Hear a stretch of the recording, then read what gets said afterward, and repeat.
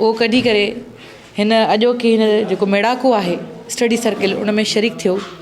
ऐं तव्हांजी सोच, तव्हांजी सम्झ या तव्हांजे अकुल तव्हांखे इहा इजाज़त ॾिनी त हिन क़िस्म जो जेको प्रोग्राम मुनक़द थियल आहे इन में तव्हां हिसो वठो। ऐं मूंखे ख़ुशी इन ॻाल्हि जी थी आहे त जेके बि स्टडी सर्किल में सवेर ज़ाब्ता लागू थिया तव्हां उन्हनि सभिनी ते अमल पेरा रहिया ऐं तव्हां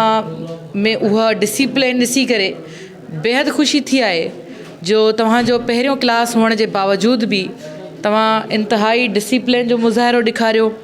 ज़ाब्तनि जो जेका उनजी पैरवी कई, उनखे उनजी भञ कड़ी करण खां तव्हां जेको आहे पासो कयो। सो तव्हां सभिनी जे लाइ ज़ोरदार ताड़ियूं हुजनि। बाक़ी अॼोको जेको मवादु असां पढ़ी पूरो कयो आहे उन में मुंहिंजे ख़्याल में त मूं समेत तव्हां तमामु घणियूं जेके लिकियल शयूं हुयूं या ॼाण असां वटि जेका घटि हुई उनखे पढ़णु ऐं जेको तबसरो आहे कंदे तमामु घणो कुझु असां सिखियो आहे। ऐं उमेदु इहा ई रहंदी त आईंदा जॾहिं बि स्टडी सर्किल थिए तव्हां पंहिंजो पाण सां इहो वचन कयो त हिकु हिकु अधी तव्हां पंहिंजे पाड़े मां या पंहिंजे घर मां या पंहिंजी दोस्ती मां हिकु हिकु अधी जो इज़ाफ़ो ज़रूरु कराईंदो। ऐं पाण सां तव्हां हिकिड़ी कमिटमेंट इहा बि कयो त अॼु जेके बि तव्हां हितां ॿ लफ़्ज़ सिखिया आहिनि या ॿ शयूं जेके हिकु अधु शइ जेका तव्हां नई सिखी हुजे उहा लाज़मी पंहिंजे घर में या पंहिंजे हल्के में कंहिं न कंहिं फ़र्द ताईं उहा मुंतक़िल करण जी भरपूर कोशिशि कयो। ऐं किताबनि सां जेका दोस्ती आहे उनखे वधाईंदे पंहिंजी पसंदि जो टॉपिक या किताब खणी करे उनजो मुतालियो ज़रूरु कयो। ऐं जेकॾहिं का शइ सम्झ में नथी अचे त उनखे ईंदड़ क्लास ताईं खणी अचो ऐं पंहिंजे के सीनियर या पंहिंजे के साथी खां उन सिट या उन पैराग्राफ जी वज़ाहत ज़रूरु मालूम करियो। छो त वॾा या सियाणा चवंदा आहिनि पुछणा न मुंझणा। जेसीं ताईं असां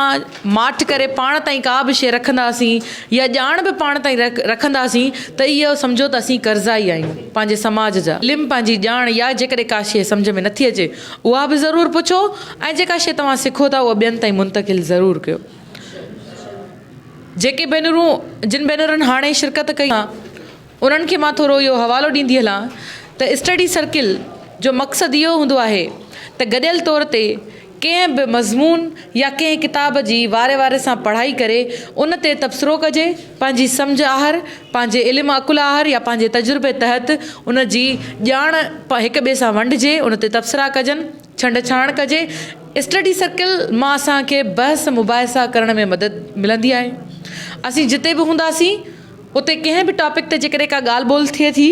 या का बि अहिड़ी ग़ैर मुनासिब बि ॻाल्हि थिए थी त असां वटि जवाज़ हुजे, असां वटि उन जो सबूत हुजे, कंहिं बि ॻाल्हि जो रेफर हुजे त असीं ॿिए खे उहो पहुचाए सघूं त हीअ ॻाल्हि तारीख़ में या हाणोकी हालतुनि में या मुस्तक़बिल में हीअ शइ हीअं थियण वारी आहे, असां वटि इन जी अथॉरिटी आहे, असां वटि इन ॻाल्हि जो सबूत आहे ऐं असीं हिकु पढ़ियल लिखियल ऐं तालीम याफ़्ता क़ौम पाण खे सॾाइण में भरपूर तरीक़े सां उहो जेको असरु विझी सघूं पंहिंजे समाज में त असीं हिकु पढ़ियल लिखियल क़ौम आहियूं। जेकॾहिं असां वटि ॼाण जो समुंड न हूंदो,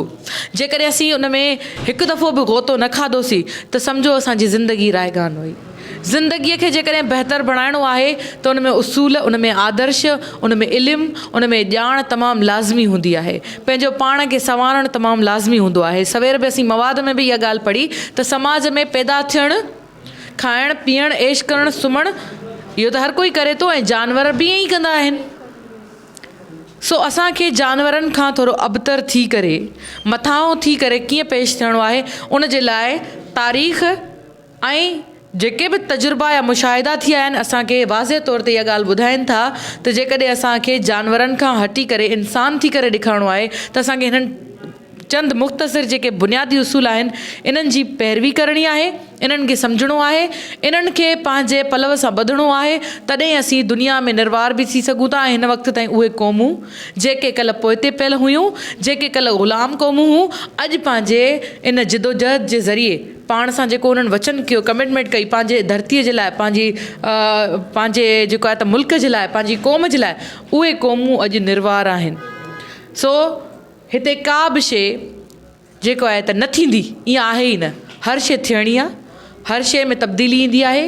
ऐं मुंहिंजे ख़्याल में अॼु जेका बि जिन भेनरुनि बीही करे पढ़ियो, सो उन्हनि में ॿिए क्लास में जेका हींअर थोरी घणी हेज़िटेशन हुई, डपु हुयो, उहो ख़तमु थियलु हूंदो।